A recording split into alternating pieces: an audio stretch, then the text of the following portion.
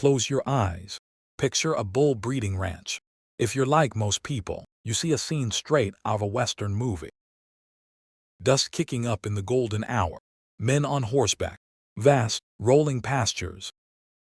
You probably think this is a business built on mud, sweat, and selling animals by the pound to the local meat packer. It looks incredibly traditional, almost primitive, but here is the cold, hard truth that outsiders never see. When you look at the absolute elite tier of bull breeding, whether it's for premium Angus beef or high-flying rodeo athletes, you are not looking at a farm. You are looking at a living, breathing Silicon Valley tech campus. You are looking at proprietary algorithms, cryogenic freezing, and multi-million-dollar genetic patents, wrapped in thick hide and muscle. The guys at the top of this game, they don't care about the price of beef per pound. They care about the price of DNA per millimeter. This isn't the business of raising livestock. It's actually a high-stakes, biological, intellectual property business. To understand the economics of a specialized breeding ranch, you have to realize that not all bulls are created equal. The industry is sharply divided into 4 distinct economic models, each playing a completely different game with its own revenue structure. First, you have the commercial sire market. This is the blue-collar sector. These ranches breed solid, reliable bulls to sell to everyday cattlemen. The customer just wants a bull that will naturally breed with a herd of cows to produce calves for the beef supply chain. The revenue here is volume-based. You sell a lot of bulls at a modest premium, maybe $3,000 to $6,000 a head. It's consistent, it's grounded, but the margins are tight. Second, there is the elite seed stock market. This is the luxury sector, the Ferrari dealerships of cattle. These breeders are trying to create the genetically perfect animal. They track dozens of data points: birth weight, marbling score, ribeye area. Their customers are other breeders. In this model, you don't even need to sell the physical animal. Your revenue comes from selling straws of semen globally. A single elite bull can produce hundreds of thousands of dollars a year, entirely in a test tube. Third, the performance and rodeo sector. Think the professional bull riders circuit. This is the entertainment business. You aren't breeding for meat. You are breeding for pure, explosive athleticism and aggression. A champion bucking bull is an extreme athlete. Revenue here comes from event payouts, sponsorships, and, once again, selling the genetics of proven champions to other contractors. It is incredibly high risk, but a superstar bull can become a literal celebrity. Finally, the heritage and cultural sector. In certain parts of the world, breeding is tied to centuries-old tradition. These ranches prioritize specific historical bloodlines, aesthetic traits, and cultural significance. Revenue is often hybridized, combining animal sales with heavy doses of agritourism, exclusive branding, and regional prestige. So, you want to buy a ranch and breed the next million-dollar bull. Everyone calculates the cost of land. Everyone calculates the cost of tractors, fencing, and the starting herd. But the hidden costs of entering the elite tier of this industry will absolutely bleed a newcomer dry. Let's talk about your biotech overhead. To compete today, you aren't just letting a bull loose in a field.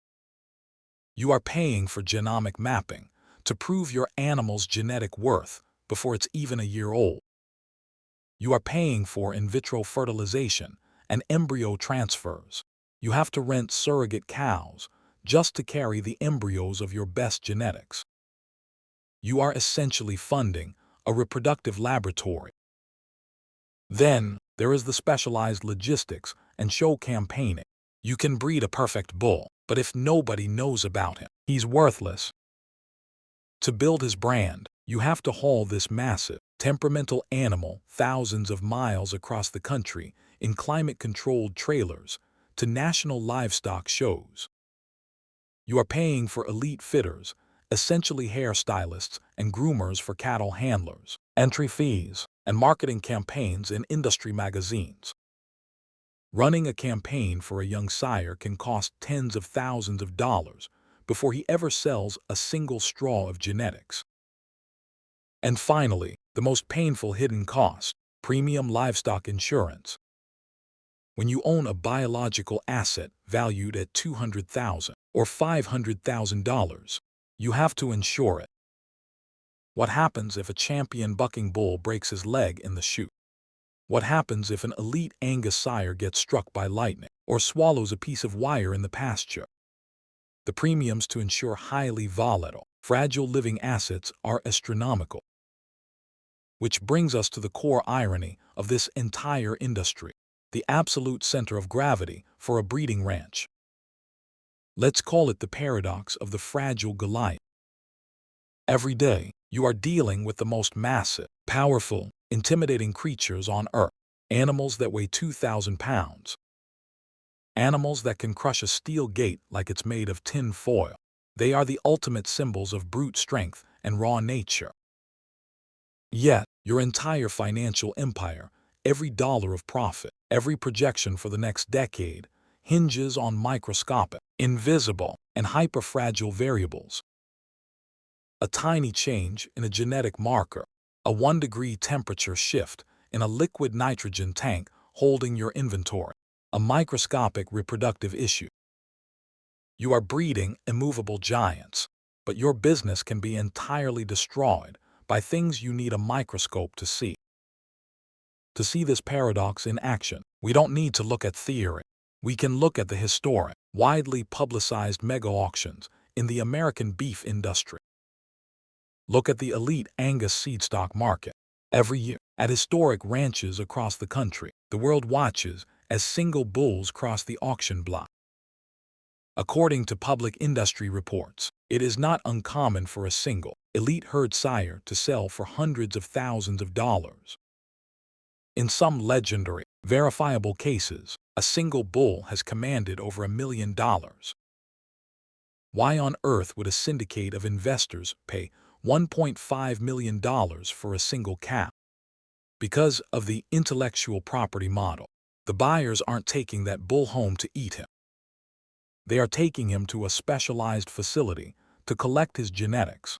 If a bull produces high-quality semen, he can easily produce thousands of straws a year.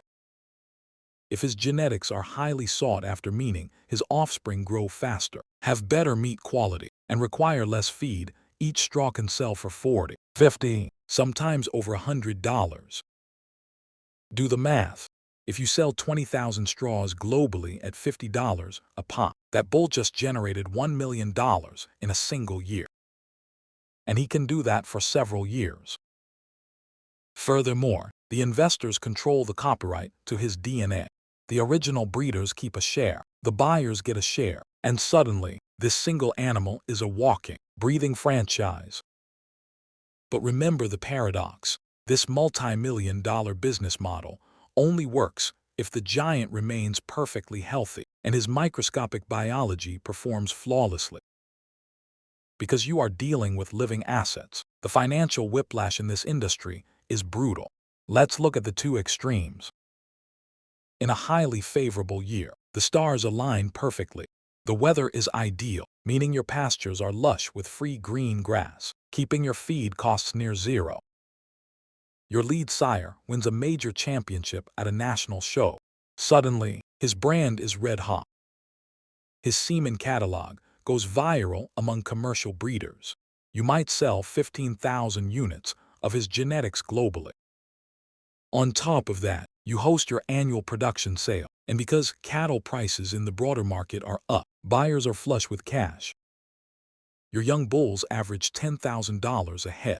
In a year like this, the margins are staggering. The revenue from genetic sales is practically pure profit, and your ranch operates like a money-printing press. But in a bad year, the variables outside your control will crush you. A severe, multi-year drought hits your region. The grass dies.